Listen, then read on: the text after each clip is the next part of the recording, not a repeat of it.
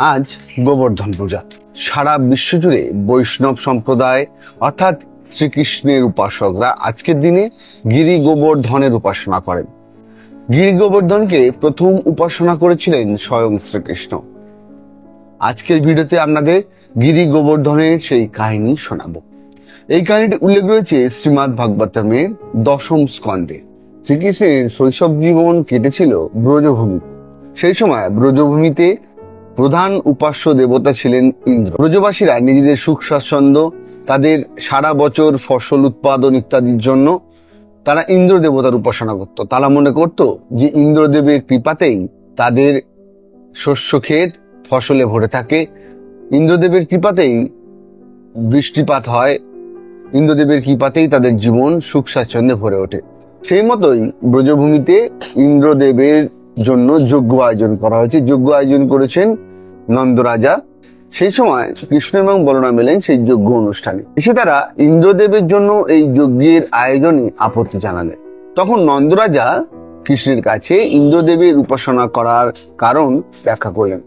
তখন কৃষ্ণ উত্তরে জানালেন যে ইন্দ্রের উপাসনা করার প্রয়োজন নেই, কারণ ব্রজবাসী যা কিছু পায় সবকিছুই তাদের কর্মফলে পায় এবং সেটা প্রকৃতির স্বাভাবিক নিয়মেই পায়। যে ফসল উৎপাদন হয়, যে বৃষ্টিপাত হয়, তা সবকিছুই প্রকৃতির স্বাভাবিক নিয়মে, এবং তাদের জীবনের সুখ দুঃখ সবকিছুই তাদের কর্মফল অনুযায়ী তারা পায়।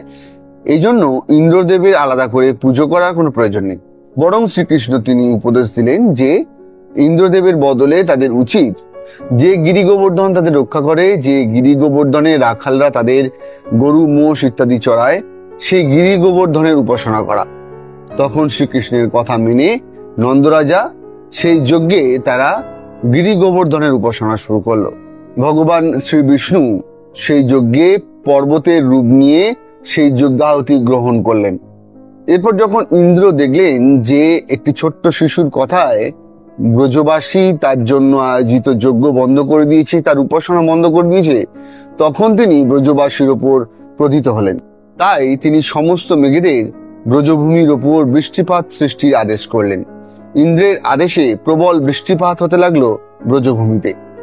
ব্রজবাসী বুঝলো যে এই বৃষ্টিপাত হয়েছে ইন্দ্রের আদেশেই, কারণ ইন্দ্রের জন্য আয়োজিত যজ্ঞ সম্পন্ন না হওয়ার জন্য ইন্দ্র তাদের ওপর ক্রোধিত হয়েছে। প্রবল বৃষ্টিপাতের কারণে সমস্ত ব্রজভূমি প্লাবিত হতে লাগলো।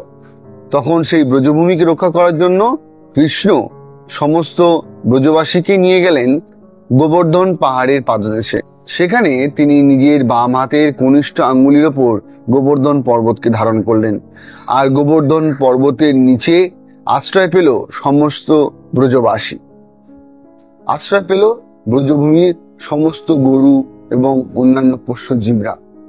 এইভাবে টানা 7 দিন 7 রাত ধরে ব্রজভূমিতে প্রবল বর্ষণ হতে লাগলো।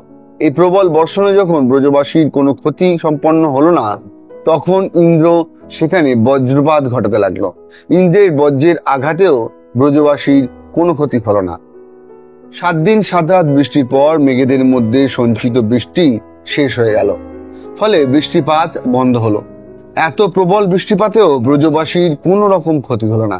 তখন ইন্দ্র তার যোগবিদ্যাতে জানতে পারলো যে এই ছোট্ট শিশু আসলে কেউ নন, স্বয়ং ভগবান বিষ্ণু। নিজের ভুল বুঝতে পেরে ইন্দ্র ভগবান শ্রীকৃষ্ণের কাছে এসে ক্ষমা প্রার্থী হলেন এবং তিনি শ্রীকৃষ্ণকে নিজের হাতে অভিষেক করালেন। ব্রহ্মার আদেশে গোমাতা সুরভি এলেন ব্রজভূমিতে।